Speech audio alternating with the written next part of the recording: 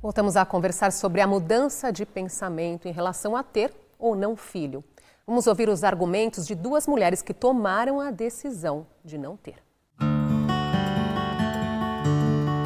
Sempre soube, acho que eu desde criança assim nunca levei jeito para maternidade, nada, nunca me vi sendo mãe, para ser sincera. Esse é um vídeo da TV Cultura em que o professor Luiz Felipe Pondé comenta a tendência e a ideia que várias pessoas estão encampando atualmente de não ter filhos. Vamos ver o que ele tem a dizer. Nunca sonhei em ter filhos desde criança. Acho que quando normalmente as crianças brincam que vão casar, vão ter filhos. Eu nunca quis, acho que nem casar e nem ter filhos. Acho que foi no meu último ano da faculdade, uma amiga muito próxima de mim, a gente tinha idade meio próxima assim também, ela engravidou e acho que foi o primeiro contato que eu tive assim, de fato com a maternidade real. Então, desde o processo de parto, amamentação, os primeiros meses e anos da filha dela, e eu lembro que foi uma coisa que me deixou muito chocada, assim, eu vi que a maneira que, como ela estava passando por aquilo, era uma coisa que eu não queria pra mim, que eu não me via meio que vivendo aquela vida. Isso é interessante porque muitas pessoas acabam tendo filhos, sendo pai e mãe, sem pensar muito no que é o processo de ser, de fato, um pai e uma mãe. No processo que significa, na ruptura que significa para a vida de uma pessoa, gerar uma nova vida e ter que ser responsável por essa vida. Então, é interessante ter esse pensamento, ter essa reflexão, para você não cair apenas numa prática generalizada de fazer aquilo que a sociedade espera de você, que a cultura, a história espera de você, sem que se pense realmente nas consequências disso, até mesmo para garantir que você esteja preparado psicologicamente para enfrentar esse novo desafio, essa nova atividade que é ser responsável por uma nova vida. Eu já acho tão difícil hoje, eu já acho que a gente já tem muita dificuldade para manter a saúde mental, para dar conta de todas as cobranças, todas as mudanças com redes sociais, com internet. Eu me questiono também em que mundo eu colocaria uma criança, assim. Isso me passa na cabeça, é uma questão. Esse é um argumento bastante recorrente, eu vejo várias vezes ele sendo repetido, mas que para mim não faz tanto sentido, não é tão forte assim, porque se pensarmos historicamente, o mundo nunca foi tão seguro, tão pacífico, tão tranquilo quanto agora. Eu sei que isso parece ser muito errado de se ouvir, eu sei que isso parece não fazer sentido, porque a gente tem em mente todas as desgraças, todas as guerras, todas as tragédias que acontecem ao nosso redor o tempo todo, mas a gente perde de vista toda a história da humanidade até aqui e a forma como essa história se construiu, que foi sempre em cima de grandes tragédias, de grandes guerras, de grandes inseguranças alimentares, econômicas, sociais, de garantia da vida, de garantia dos direitos básicos, de modo que, olhando para trás, apesar de estarmos em uma situação, claro, que está longe de ser a melhor possível, nós estamos, evidentemente, em dissonância com o que já foi, né?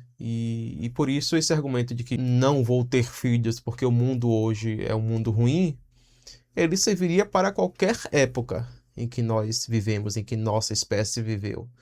Portanto, não é um argumento que vai se sustentar na realidade. Nós, inclusive, já lemos no meu clube de leitura um livro chamado 21 Lições para o Século XXI, do historiador Yuval Harari, que fala justamente sobre como nós temos uma menor taxa de mortalidade, uma maior expectativa de vida, né, do que comparado a várias outras épocas, a todas as outras épocas anteriores. Então esse acaba sendo um medo infundado, uma racionalização de um medo psicológico e existencial. Eu tinha muito medo de engravidar, muito medo mesmo. Eu já cheguei a tomar anticoncepcional, tomei durante muito tempo, mas eu queria uma opção que não fosse hormonal, porque começou a me fazer mal e tudo mais. Eu optei também pelo DIU, mas o meu corpo não se adaptou. E aí eu falei, já que eu não quero mesmo, vou começar atrás da laqueadura. E aí eu fiz. Para mim é extremamente importante eu poder decidir de última hora se eu quero ou não fazer alguma coisa, onde eu quero estar ou com o que eu quero gastar o meu dinheiro, né? Muda tudo. Eu sei que a gente tem uma ideia um pouco romântica sobre ter filhos ou sobre o inatismo disso, né? Nossa, como isso floresce na mulher, como se fosse algo, né, inato mesmo, e eu não acredito nisso. Mas, e pode até parecer, né? Acho que quando a gente fala assim, as pessoas acham até um pouco egoísta dessa questão da liberdade, mas eu não me importo muito, não. De verdade é o que eu sinto. Pois é, né? Ter um filho, ter filhos, significa afirmar a condição de que por pelo menos 18, 20 anos, você não terá a mesma liberdade de quando você não tinha filhos. E as pessoas parecem não se dar conta, ou pelo menos não tanto quanto deveriam, dessa condição antes de tomar a sua decisão. E isso acaba acarretando em diversos conflitos e diversos problemas, até mesmo de cunho psicológico, durante toda a trajetória da paternidade. Então, você precisa ter em mente muito claro que você está, ao mesmo tempo que tendo diversas vantagens, também está tendo diversas desvantagens, arcando com diversos ônus. Nunca sonhei, nunca quis. A questão da liberdade, de escolha, do poder de ir e vir, de fazer as coisas que eu quiser. E um filho muda isso, principalmente para a mulher, né? Eu sempre brinquei que a mulher, se ela quiser ter filho, tem que ser uma escolha só dela. Porque a sociedade foi construída para que isso seja uma responsabilidade só da mulher. É um negócio muito complicado e uma outra coisa assim que sempre me deu um parafusinho na cabeça, pensar muito, tipo, como o mundo tá hoje, como que eu vou colocar uma criança no mundo do jeito que tá hoje, tipo, com violência, com guerra, com tudo que tá acontecendo, sabe? Ser responsável por isso. Então, eu não acho que seja um mau negócio, mas quem quer ter tem que ter, mas eu não quero.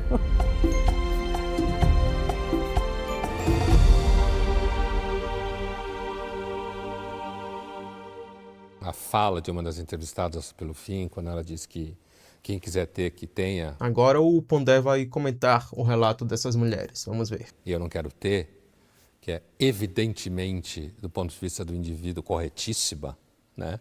E é evidentemente escolha liberal de novo, né? Assim, olha, você quer ter? Tenha, mas eu não quero ter. Por que eu sou obrigado a ter? Claro que não é, né? É claro que existe sim uma pressão histórica, pré-histórica, para que se gere filhos. Então acho que isso não está nem em discussão. Mas aí o que o Pondé ignora, talvez por suas ideologias políticas, é toda a carga que recai sobre quem toma essa decisão. Uma decisão que é, em um primeiro momento, livre, libertária, não tem ninguém apontando uma arma para a cabeça das mulheres e obrigando-as a ter filhos, mas ao mesmo tempo a gente sabe que existe toda uma convenção social, cultural, histórica, formada para que as mulheres deem à luz, para que as mulheres façam uma família, tenham filhos. E que para aquelas que acabam optando por um outro caminho, existe uma certa rusga, né? Existe uma certa carga que elas vão ter que lidar, seja social, seja emocional, seja psicológica, até de preconceito mesmo. E isso faz com que a escolha não seja tão simples. Apesar de ser uma escolha livre, a mulher pode escolher não ter filhos, essa escolha sempre vem carregada de consequências, de pressupostos que vão muito além de uma simples decisão. Eu entendo quando uma delas diz que acha que ela é egoísta e tal. Normalmente as pessoas pensam isso mesmo, né? É quase se fosse uma espécie de consciência ou inconsciente coletivo da espécie ser egoísta e tal. Ainda mais uma mulher não quer gerar filhos. É claro que essa ideia de que toda mulher tem um desejo inato de ter filhos, é evidente que isso não é sustentado, né? Agora, que muitas mulheres têm desejo de ter filho, tem. Isso não significa que todas têm, né? Agora, tem um elemento nessa discussão toda que não tem a ver com a escolha liberal, que é um elemento a se preocupar, que são os desdobramentos sociais históricos dessa decisão em escala. Do que a gente está falando? A gente está falando como a ampliação do comportamento liberal, baseado na escolha individual, que é o comportamento liberal, a ampliação desse comportamento transformou as sociedades modernas. Não sei se esse vai ser o argumento dele, eu não quero ser injusto aqui, mas eu já vi muita gente argumentando contra o antinatalismo, supondo que isso levaria ao fim da espécie humana. E aí, primeiro, que quem disse que acabar com a espécie humana é um problema, né? Se a gente pensar no filósofo Schopenhauer, ele defendia o antinatalismo radical, porque ele dizia ser um crime metafísico trazer para o mundo uma nova consciência que terá que lidar com o sofrimento, com o tédio, com o pêndulo entre o sofrimento e o tédio, entre o desejar e o se entediar, se frustrar, e sem a permissão dessa consciência, sem que essa consciência tenha tido a oportunidade de negar essa trazida à luz, né? Essa colocação no mundo.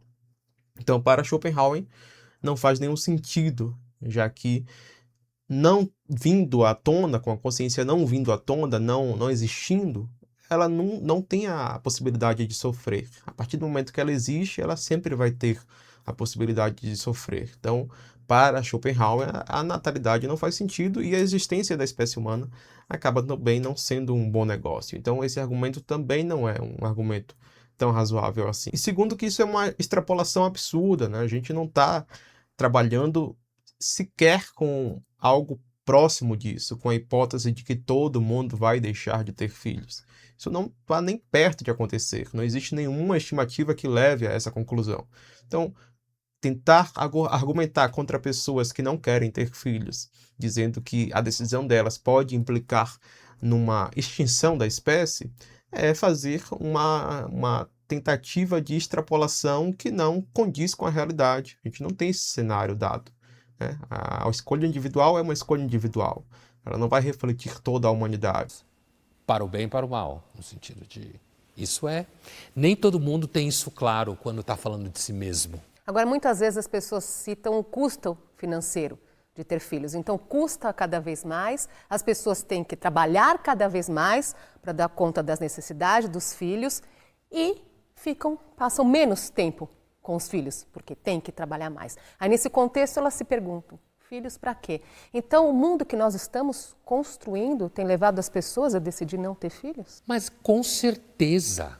Quer dizer assim, é por isso que, apesar de que há no centro uma escolha liberal, como a gente viu nas duas meninas, você tem um contexto histórico social aqui que você citou, especificamente em relação a é mais caro, você tem custo de escola, se você quiser elevar seu filho para uma condição de escola que você acha melhor, mais futuro profissional, inclusive de atendimento de saúde e tal, né? Você tem que trabalhar mais, por isso fica menos, como você disse, com a criança. Então, esses são elementos sociais que transcendem a escolha liberal. E que diz muito sobre o sistema econômico em que estamos vivendo nesse momento, uma sociedade de pessoas cada vez mais colapsadas, pessoas que não aguentam mais lidar com a carga da própria existência, que estão em combustão psicológica, com ansiedade, com depressão, com burnout, que pensam apenas em produzir cada vez mais e que não conseguem lidar com a própria individualidade, com a própria solidão. Tudo isso está contido nesse pacote que forma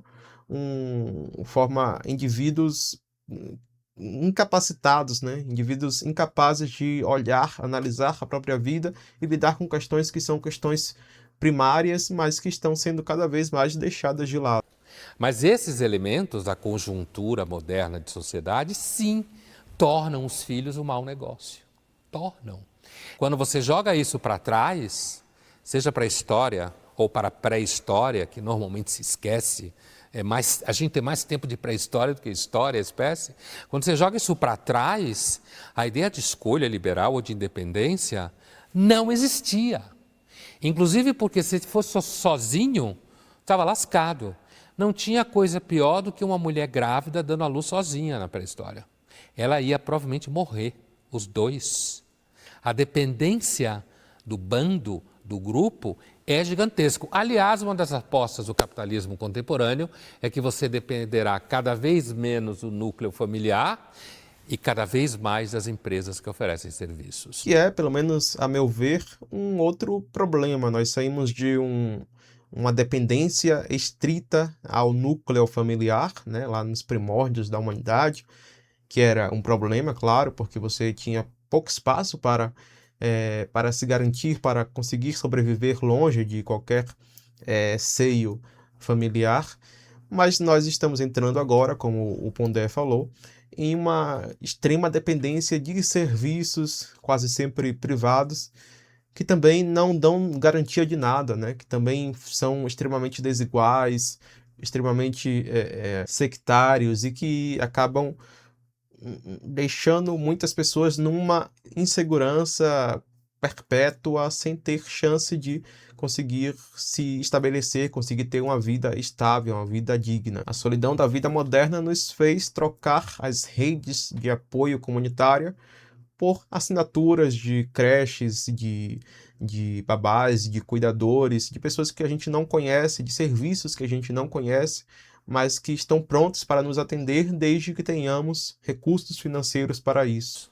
E esses argumentos mais, assim, digamos, macro, não é? Então, é muito consumo, o planeta não suporta mais, veja a crise climática, também tem peso esse pensamento? A ideia de que tem gente demais no mundo, não há dúvida que é um problema.